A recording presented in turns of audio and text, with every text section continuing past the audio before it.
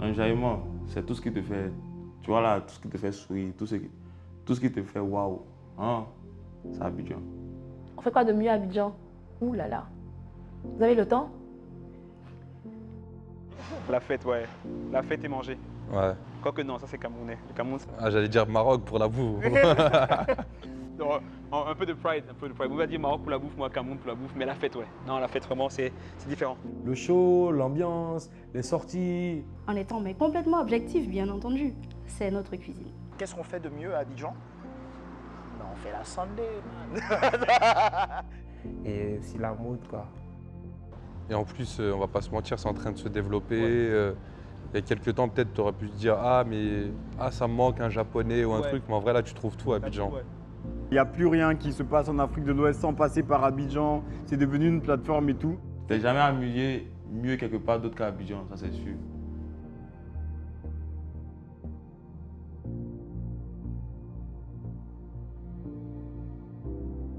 Alors les classiques en Côte d'Ivoire, tu as de la tchéké, donc la semoule de manioc qui est un peu comme du couscous apparemment mais qui est acidulé, qu'on associe facilement aujourd'hui à du poisson braisé ou du poulet braisé. Donc aujourd'hui pour un touriste lambda qui viendra en Côte d'Ivoire, il mangera ça mais tous les jours, quoi, avec de la loco, banane, plantain frit. Moi je me bats contre ça.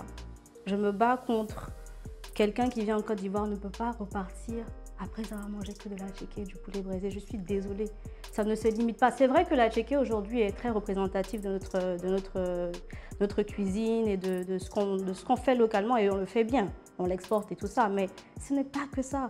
La Côte d'Ivoire, c'est 60 ethnies plus qui ont chacune en fait leur façon de cuisiner et de représenter leur cuisine, de représenter leur patrimoine. Ça se passe de génération en génération. Même moi aujourd'hui, je ne pourrais pas te dire tous les plats qu'il y a en Côte d'Ivoire, je ne les connais pas tous.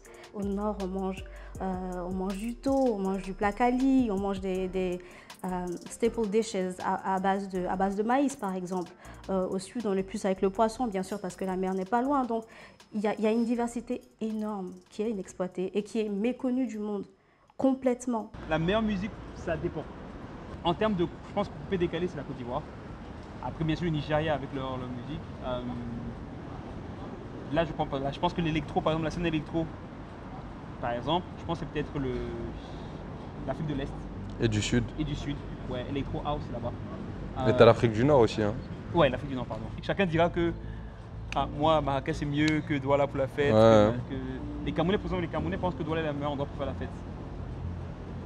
Pas forcément d'accord, mais bon, c'est ça. Je pense que pendant hyper longtemps, être artiste était très stéréotypé. Même au sein de la famille, dire que vouloir être artiste, ça causait des problèmes. Moi, je sais que j'ai eu des problèmes au sein de ma famille quand j'ai décidé de travailler dans la musique. Mais après, ça demande du sérieux, du professionnalisme et une vision surtout. Donc en Afrique de l'Ouest, il y a des similitudes parce qu'à la base, nous étions un même peuple en fait. Il y a eu des migrations qui ont causé en fait la répartition telle qu'elle est aujourd'hui. Lorsqu'en Côte d'Ivoire, par exemple, on va manger de la sauce en Côte d'Ivoire ou en Guinée ou encore en Sierra Leone, on va manger par exemple de la sauce feuille, que ce soit de la sauce feuille de patate ou de manioc. On la retrouve aussi dans ces pays-là, mais déclinée différemment, cuisinée différemment, bien sûr, en fonction des épices locales, etc.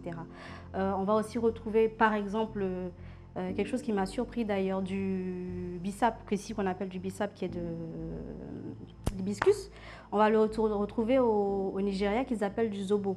Donc il y a beaucoup de choses comme ça en fait, j'ai pas forcément toutes les appellations en tête. Et c'est intéressant en fait parce que autant c'est similaire, mais autant il y a des saveurs différentes. Parce que bien sûr, les peuples l'ont adapté à leur palais, etc. La Sunday, ça représente le mélange, melting pot. Donc, tu as toute communauté, toute classe sociale, tout le monde vient pour s'amuser en fait. Tu viens, tu t'amuses, tu sois riche, moins riche, pas riche. Tu viens, tu t'amuses, tu manges, tu prends un verre, on passe la meilleure musique, surtout. Tu vois, après avoir été formaté en mode quand tu es petit, tu as l'impression que tout ce qui est ivoiro, ivoirien, c'est un truc de villageois. Tu vois, même cette expression-là de ouais, je vais au bled ou quoi que ce soit, genre c'est quoi pourquoi le bled en fait? Genre pourquoi tout ce qui vient d'ici, tout de suite on est dans ce discours-là de genre c'est un cran en dessous et puis là maintenant tu essaies d'enlever un peu des œillères et puis de regarder ça pour ce que ça représente réellement. Et puis là, ça devient. Là, c'est un nouveau monde qui s'ouvre devant toi maintenant. Et puis tu regardes, tu dis, ah ouais, ça c'est incroyable, ça c'est incroyable, ça c'est incroyable. Et puis voilà. J'ai une anecdote. C'est marrant, on a des sandales qu'on appelle ici les lekkers en Nushi. C'est les jellies, tu vois. Moi, je me souviens, parce qu'avant de faire la musique et tout ça, j'ai un peu essayé dans la photographie. Et je faisais la couverture d'un événement. Et il pleuvait ce jour-là. J'ai porté mes lekkers pour l'événement. Et j'ai un pote et tout quoi qui me voit et dit « Ah, mais t'as porté les lekkers, mais tu es villageois et tout quoi. » Et juste après, il y a Gucci qui avait sorti une marque aussi qui a imité les lekkers, mais juste qu'ils avaient mis l'insigne Gucci. Et le truc était vendu à 800 € et tout. Et t'as tout le monde qui se rouait à acheter les lekkers et tout quoi. Que je trouve un peu bête parce que je me dis, putain, moi j'ai acheté le truc, ça m'a même pas 1000 francs au marché, tu vois, genre c'est super confortable. Voilà quoi, tu vois. Et c'est devenu un effet de mode, mais c'est presque genre, il faut que l'Occident nous apprenne à c'est quoi notre mode, c'est quoi notre vie en fait quoi. Un peu comme ce que Black Panther a représenté. Tu vois, quand Black Panther est sorti, moi je vais plein de gens qui étaient là, ouais, Wakanda ici, Wakanda là et tout quoi. Je suis ben bon, vous allez attendre Marvel et tout quoi pour apprendre à être africain. Genre t'es africain en fait, tu vois. Et comme il a dit là, c'est un truc en fait que tu oublies. T'es conditionné par une société, par des complexes et tout quoi, des faux complexes même qui sont inexistants. Mec, tu grandis avec ça et du coup tu renies un peu ton identité. Et quand tu voyages comme nous et tout quoi, et tu te confrontes à d'autres cultures qui te rappellent ta place surtout, parce qu'à la fin du film, il faut le dire, on est noir. Je pense que nous, notre gros problème ici en Côte d'Ivoire, c'est qu'il y a une cassure de ça en fait, de cette transmission de culture en fait et d'identité qui fait qu'aujourd'hui ce nouveau Ivoirien, il a un peu perdu, il sait plus où se retrouver, il prend ses codes d'Instagram pour savoir qu'est-ce qui est cool et tout. Non, mais je pense que maintenant ça commence à se faire un peu. Oui.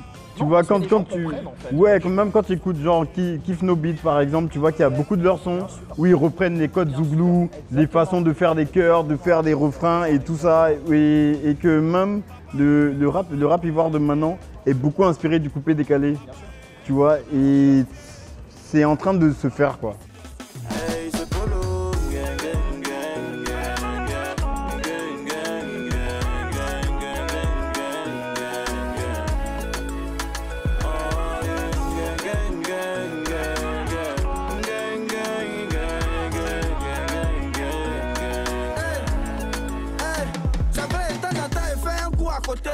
Mais faut laisser tout ça là, c'est toi et verre doté. Faut rien douter, nous deux c'est collé serré. Bague de mariage là, c'est sur ton doigt, ça sera. Ton amour m'a piqué. Comme il disait là, c'est que tous les codes aujourd'hui, les soi-disant codes qu'on considérait comme villageois, en fait on se les réapproprie et tout quoi pour dire que c'est cool. Et surtout que comme il dit, quand tu vas de l'autre côté, tu voyages, tout le monde va être comme nous. Tu réalises que c'est ça ta richesse en fait, que ah ouais en fait ce qui est intéressant chez moi c'est que je suis ivoirien, c'est Voilà, que je connais mes ways, je connais tel Exactement. gars et puis que je peux te faire écouter ça et Exactement. qu'au final tu découvres des trucs Et tu te retrouves plus fort, en fait. que tu savais pas quoi. Et après avoir été à Paris, quand tu reviens à Abidjan, tu te dis ah mais en fait t'as 10 000 plus de plats, t'as beaucoup plus d'espace ici, la vie est très rapidement beaucoup plus confortable, t'as la mer, t'as ci, t'as ça. Et comparé à Paris, en fait, surtout pour les entrepreneurs, tu as beaucoup plus de place ici, en fait. Tu vois, Paris, c'est saturé, c'est des chasses gardées, tout est déjà mis en place et tout ça. Abidjan, tu as des possibilités. Tu peux tenter des projets sans avoir de budget astronomique. Tu as la possibilité d'essayer, en fait. Tu vois, et je pense que c'est la chance que la jeunesse d'ici a par rapport à la jeunesse de Paris. C'est qu'à Paris, je pense que tu ne peux pas essayer. Tu vois, ça va coûter trop cher. Si tu n'as pas 10, 20 000 euros pour tenter un projet, tu ne vas rien essayer du tout. Et ici, c'est encore possible. Quand je parle de transmission, il n'y a rien à l'écrit, vraiment. Non, mais c'est parce que ce n'était pas notre culture aussi. Oui, tu vois, c'est nous, ce que c'est je plus dis. C'est pour ça que les je dis que histoires, les danses, les chants. Comme on dit un vieux qui meurt, c'est une encyclopédie c'est toute une bibliothèque qui meurt et tout quoi. Bon Dieu merci, on a la technologie qui va au moins prendre le temps d'enregistrer pour garder pour les archives et tout quoi. C'est plus possible. Moi je vais parler demain, tu vas à Kranjabo. On dit je vais à Kranjabo, c'est quoi l'histoire de Kranjabo, c'est quoi la langue, c'est quoi les ceci. Qui va savoir? Nous aujourd'hui tout ce qu'on sait de Kranjabo c'est que Michael Jackson était là-bas. T'imagines comment c'est grave? À part Michael Jackson on sait rien de Kranjabo quoi. Moi je me souviens à la Côte d'Ivoire des années 90, pendant mon enfance. n'est plus la même Côte d'Ivoire d'aujourd'hui. Parce qu'on a ce regard avec les réseaux sociaux, avec Internet et tout ça sur le monde, et on se définit en fonction de cette image du monde-là. Et on oublie un peu presque nos racines. Donc c'est vraiment ce gros challenge-là de se redéfinir en fonction de toutes nos activités, que ce soit dans l'entrepreneuriat, que ce soit au niveau artistique, que ce soit dans tout. Moi je résume ça dans la créativité en général et tout, quoi, de vraiment se réidentifier en étant ivoirien, sans pour autant se perdre et essayer de s'identifier à des codes qui ne sont pas nécessairement les nôtres.